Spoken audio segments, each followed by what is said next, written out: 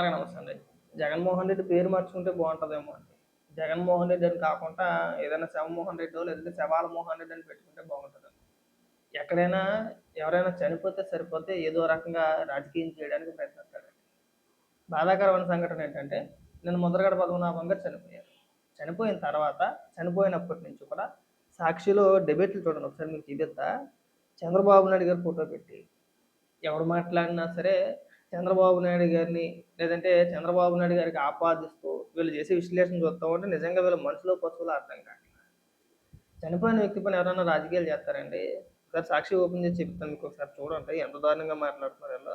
ఆ ఈశ్వర్ గారితో పాటు చంద్రశేఖర్ రెడ్డి అంట. చంద్రబాబు వల్ల కన్నీళ్లు పెట్టుకున్నారు. ముద్రగడ మరణంపై ఎమ్మెల్యే చంద్రశేఖర్ ఎమోషనల్. అలాగే జగంపూడి రాజా మాట్లాడినా లేదంటే సాక్షి ఈశ్వర్ గడో లేదంటే ఇంకొంతమందిని తీసుకొచ్చి ఆవిడ పేరు ఏదో ఉంటుంది, రాజేశ్వరి ఏదో పేరు ఉంటుంది. వీళ్ళందరికీ ఇది ఇది ఒక అలవాటు అయిపోయింది. మాట్లాడితే చంద్రబాబు నాయుడు గారిని తీసుకురావడం, ముద్రగడ పద్మనాభం గారి చావును కూడా వీళ్ళు రాజకీయంగా వాడుకుంటున్నారంటే మరి వీళ్ళని మనుషులు అన్నా పశువులన్నా అర్థం కాదు. మీకు ఒక చిన్న వీడియో చూపిస్తా.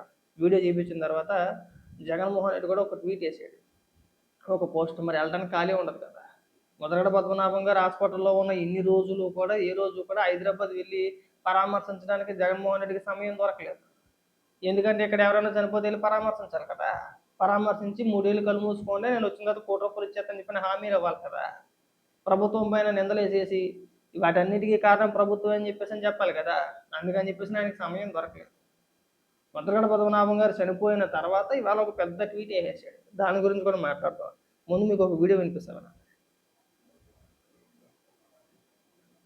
ఎందుకంటే ఈ ఆపర్చునిటీ అందరికి రాదు.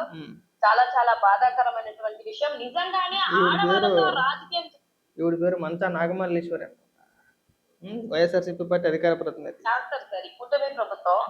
ఆడవాళ్ళని అడ్డు పెట్టుకొని, ఆడవాళ్ళని ముందు పెట్టుకొని, ఆడవాళ్ళని తిట్టుకుంటూ, ఆడవాళ్ళని హింసించుకుంటూ రాజకీయం చేస్తారు. అదే ఆ రోజు ఆయన ఏడుస్తూ బాధపడుతూ ఎంత పచ్చి పూతులు మాట్లాడారు అవి నేను చెప్పలేకపోతున్నానని బాధపడినటువంటి సంఘటన ఈ రాష్ట్రం మొత్తం చూసినటువంటి పరిస్థితి. అంటే చివరి కాలము ఈ కూటమి ప్రభుత్వం యొక్క వేధింపులతోనే ఆయన బాధపడ్డారు. ఎన్నో సందర్భాలు చెప్పారు. చివరిగా ఆయనకు చూసినటువంటి ప్రెస్ మీట్ కూడా అదే, నా కన్న కూతురుతో ఇలా మాట్లాడిస్తున్నారు, నా కన్న కూతురుతో డిబేట్లు పెట్టి ఇలా మాట్లాడడానికి మీకు కాస్త సిగ్గుండాలి.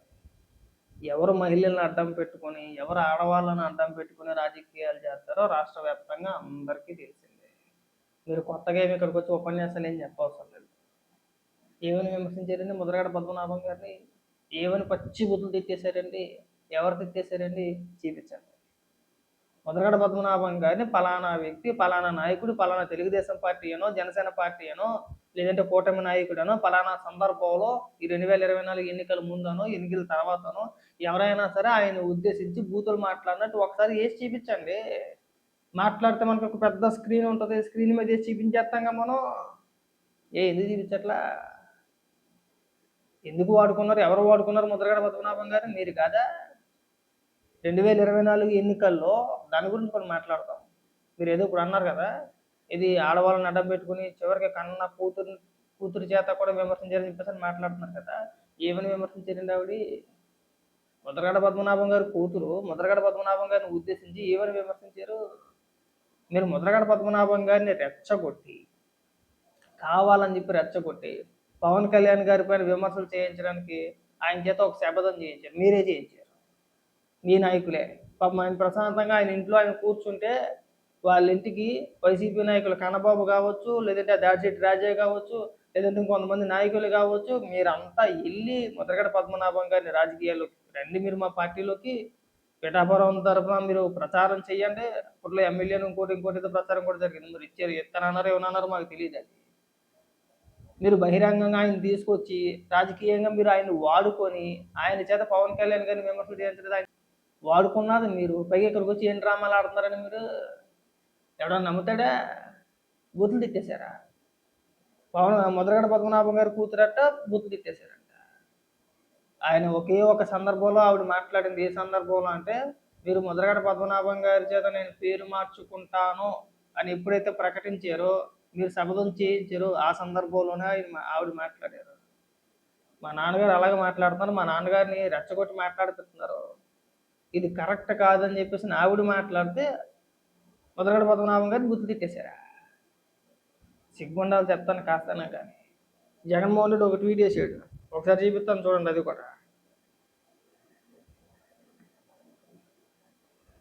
ఇదిగోండి. అంటే ఎంత దారుణం అంటే, బ్రతుకున్నప్పుడు పరామర్శించడానికి వెళ్ళలేని జగన్మోహన్ రెడ్డి చనిపోయిన తర్వాత ట్వీట్ వేసేసాడు, తండ్రి సమానులు అని చెప్పేసి. ఎందుకు వెళ్ళలేదండి? జగన్మోహన్ రెడ్డి ట్వీట్ చదివి వినిపించిన తర్వాత, ఇదిగో, మా పార్టీ సీనియర్ నాయకులు నాకు పితృ సమానులైన ముద్రగడ పద్మనాభం గారి మరణ వార్త నన్ను తీవ్రంగా కలిచివేసింది. ఒక ట్వీట్ మాట. కింద కామెంట్లో అన్ని జగన్మోహన్ రెడ్డి బూతులు చెప్తున్నారు. ఏవయా బతుకున్నప్పుడు కనీసం వెళ్ళి ఒక పరామర్శ, ఏమంటే ముద్రగడ పద్మనాభం గారు ఎలా ఉంది ఏంటి అని పరామర్శించిన పాపాను పోలేదు. వెళ్తే కదా వెళ్ళడం మానేసాడు.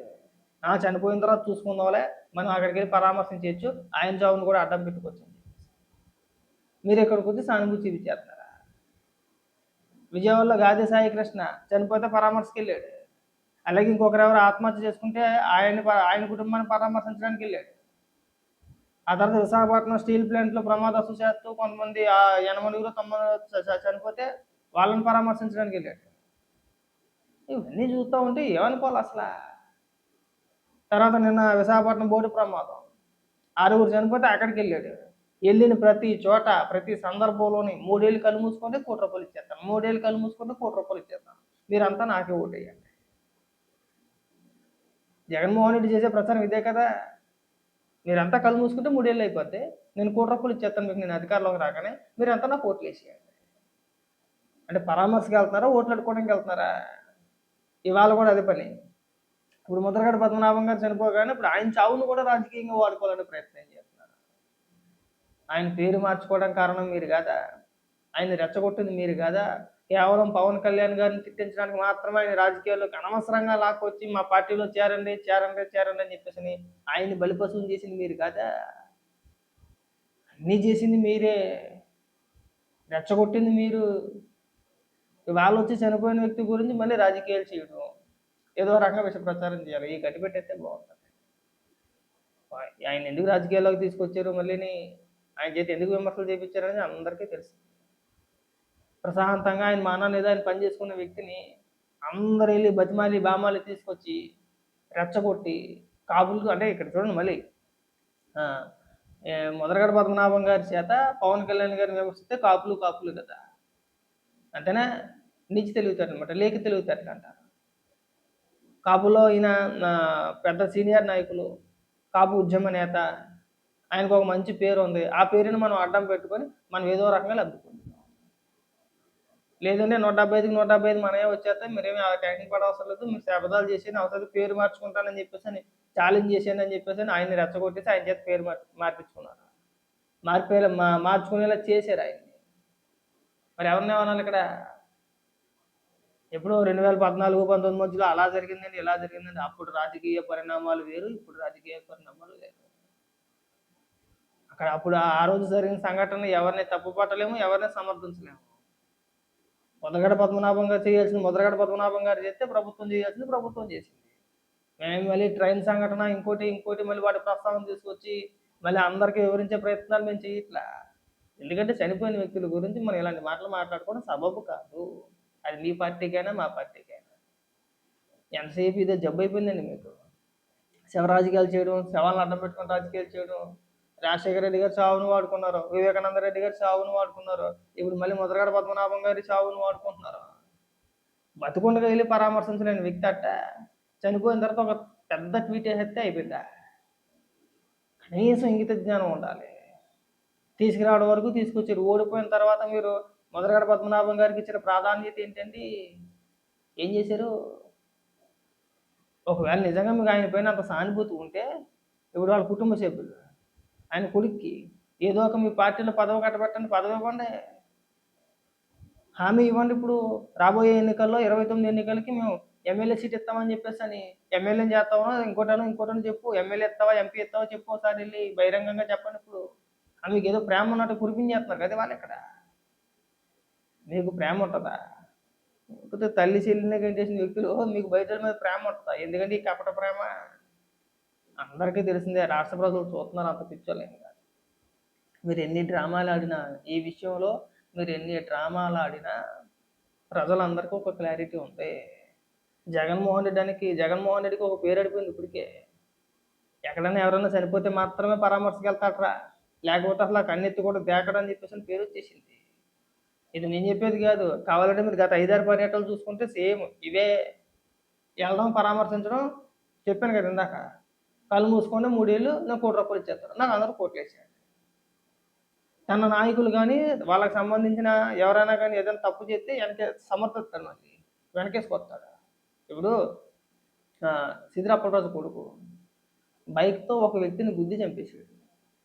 చంపేస్తే అది పెద్ద ఇష్యూ అయింది. అది ఎలా డ్రామా ఆడారు? గుద్దేసిన తర్వాత సిద్దిరి అప్పలరాజు కొడుకు చిన్న చిన్న గాయాలైతే ఇమీడియట్గా హాస్పిటల్లో జాయిన్ చేయించేసారు. ఎవరు? సిద్దిరి అప్పలరాజు. గుద్దేసిన వ్యక్తిని నడు రోడ్డు పైన వదిలేశారు. అతను చనిపోయాడు. చనిపోయిన తర్వాత ఈ సిద్దిరి అప్పలరాజు కొడుకు స్థానంలో వేరే ఒక వ్యక్తిని తీసుకొచ్చి పోలీస్ స్టేషన్లో లొంగిపోయేలా చేశారు. అతను వెళ్ళి పోలీస్ స్టేషన్లో లొంగిపోయాడు. అంటే ఇక్కడ ఏం చేశారు? సిద్దిరి అప్పలరాజు కొడుకుని తప్పించే ప్రయత్నం చేశారు. తర్వాత అది పోలీసు విచారణలో బయటకు వచ్చింది. నేను వెళ్ళి జగన్మోహన్ రెడ్డి విశాఖపట్నంలో మాట్లాడుతూ అక్కడ ఆ మృతుల కుటుంబాలు, ఆ బాధిత కుటుంబాలను పరామర్శిస్తూ సిద్దిరి అప్పలరాజు కూడా మనోడే, డైలీ గుర్తుపెట్టుకోండి. సిద్దిరి అప్పలరాజు కూడా మత్స్యకారు కుటుంబానికి సంబంధించిన వ్యక్తే, మనోడే. వాళ్ళ కొడుకు ఏదో చిన్న తప్పు చేసాడు. యాక్సిడెంట్లు అన్న తర్వాత జరగకుండా ఉంటాయా? ప్రమాదాలు అన్న తర్వాత జరగకుండా ఉంటాయా? ఏదో గుద్దెత్తే చనిపోయాడు, దాన్ని కనిపి కేసు ఎత్తేసాడని మాట్లాడదాం. మరి నేను చెప్పించి కొట్టాలి వద్దా? కాదు, ఇంతమంది ప్రమాదవశాత్తు చనిపోతే పరామర్శించి నువ్వు వాళ్ళ నాయకుడు సిద్దిరి అప్పలరాజు కొడుకు యాక్సిడెంట్ చేసి ఒక వ్యక్తిని చంపేస్తే ఏదో ప్రమాదవశాత్తు జరిగింది, యాక్సిడెంట్లు అన్నాక జరగవా అని మాట్లాడు. మరి ఇది కూడా అంతే కదా. ఈ బోటు ప్రమాదం ఏదైతే ఉందో అది కూడా అంతే కదా. ఎవడు ఊహించిన సంఘటన కదా. ఓ ప్రమాదవశాత్తు జరిగింది. జరిగిన తర్వాత అధికారులేమి వదిలేలా, కంప్లైంట్ రాగానే తక్షణ చర్యలు ప్రారంభించారు. నడి సముద్రంలో ఎక్కడైనా ఎదుగుతారండి? అదేమన్నా పంటకాలవా, తెల్లబోదా? మనం చనిపోయిన కుటుంబ సభ్యులకి అండగా నిలబడగలగాలన్నా, వాళ్ళను కూడా రాజకీయాలకు వాడుకోకూడదు. ఏదో శిలాపింకిల్లా కనబడుతున్నాయి, ఎక్కడికి వెళ్తే ₹1,00,00,000 అంటున్నాడు సింపుల్గా. నువ్వు ఇచ్చేయచ్చు కదా ₹1,00,00,000. నువ్వు ఇచ్చేయన్నా ₹1,00,00,000, నువ్వు ఇచ్చే బ్రహ్మాండం, సంతోషం. ఇచ్చేసేయి. నువ్వు ₹1,00,00,000 ఇచ్చేసి నువ్వు అధికారంలోకి వచ్చిన తర్వాత నువ్వు ఎవరెవరికైతే గత ప్రభుత్వంలో చనిపోయిన వ్యక్తులకు నువ్వు ₹1,00,00,000 ఇచ్చావు, ఆ ₹1,00,00,000 నువ్వు తీసుకోపోని. ఇదిగో నేను అధికారంలోకి వచ్చిన తర్వాత వీళ్ళకి ₹1,00,00,000 ఇస్తానని చెప్పి నా హామీ ఇచ్చాను. ప్రస్తుతానికి నా దగ్గర ఉన్న డబ్బుల్లో ₹1,00,00,000 ఇచ్చేస్తున్నాను వీళ్ళకి. రేపు పొద్దున అధికారం వచ్చిన తర్వాత ఆ ₹1,00,00,000 ప్రభుత్వం నుంచి నేను తీసుకుంటానని చెప్పేసి నేను ఇచ్చేసి వచ్చేయచ్చు కదా. ఎందుకండి రెచ్చగొడతారు? పాపం అమాయక ప్రజలు ఎందుకండి రెచ్చగొడతారు? కష్టాల్లో ఉన్నారు, కుటుంబ సభ్యులు చనిపోయిన ఇదిలో ఉన్నారు. వాళ్ళ బాధల్ని మనం ఆసరాగా చేసుకొని దీనిపైన కూడా రాజకీయాలు చేసే ప్రయత్నాలు చేయకూడదండి. మాట్లాడితే ₹1,00,00,000 అంటే మాట్లా సార్? అదేమన్నా 10,000, 15,000 ₹1,00,00,000 అంటేనే. ఎందుకు? వాళ్ళలో ఒక ఆశ కల్పించడానికి. ఎందుకంటే జగన్మోహన్ రెడ్డి ఇచ్చేది ఉండదు, సచ్చేది ఉండదు. బాధిత కుటుంబాల్లో ఒక ఆశ చూపించాలి. వాళ్ళ చేత ప్రభుత్వాన్ని విమర్శించాలి. అంటే వాళ్ళు ప్రభుత్వాన్ని విమర్శించేలాగా ఎలాగ మన సాక్ష్యం ఉంటుంది కదా. ఇప్పుడు చెప్పండి, జగన్మోహన్ రెడ్డి ₹1,00,00,000 ఇస్తానన్నా, ₹1,00,00,000 అంటే ఎవరికైనా ఆశే. మీరు ఇచ్చేది ఉండదు, సచ్చేది ఉండదు, ₹1,00,00,000 అంటే ఎవరికైనా ఆశే కదా. వాళ్ళని రెచ్చగొట్టడం. మీ నాయకులు ఎవరైనా చంపేస్తే వాళ్ళని కనీసం పరామర్శ కూడా వెళ్ళాలా? ఇప్పుడు సిద్దిరి అప్పలరాజు కొడుకు చేతిలో ఒక వ్యక్తి చనిపోయాడు కదా, ఎందుకు వెళ్ళలేదు? నేను అక్కడ పరామర్శకు వెళ్ళొచ్చు కదా. వెళ్ళి మాట్లాడు వాళ్ళ దగ్గరికి వెళ్ళి. ఇది ఒక దిగ్మలతనం అయిపోయింది మాకు. మాట్లాడితే శవరాజకీయాలు, లేదంటే ఎవరన్నా చనిపోతే అక్కడికి వెళ్ళి వాళ్ళని రెచ్చగొట్టడం, కుటుంబ సభ్యులను రెచ్చగొట్టడం, 3 ఏళ్ళు కళ్ళు మూసుకుంటే మళ్ళీ మీరంతా నాకే ఓటేయండి అని చెప్పేసి ఓట్లు అడుక్కోవడం. ఇవన్నీ నీచ రాజకీయాలు కాదా అండి? ఎంతకాలం చేస్తారు ఈ రాజకీయాలని అడుగుతున్నాం. ఎక్కడైనా సరే ముద్రగడ పద్మనాభం గారి అంశాన్ని మీరు రాజకీయం చేయమంటారు. అస్సలు రాజకీయం చేయొద్దు. మంచో చెడు, కష్టమో నష్టమో రాజకీయాలు అన్న తర్వాత విమర్శ ప్రతివిమర్శ ఖచ్చితంగా ఉంటాయి. ఏదో కాలం చేశారు ఆయన, కనీసం ఇప్పుడైనా ప్రశాంతంగా వదిలేయండి. రాబందుల్లాగా గద్దల్లాగా కనీసం ఆయన బౌద్ధకాయాన్ని అడ్డం పెట్టుకొని కూడా మీరు రాజకీయాలు చేయాలనుకోవడం ఇది ఒక దరిద్రం అన్నమాట. ఇది ఎక్కడైనా కట్టిపెడితే బాగుంటుంది.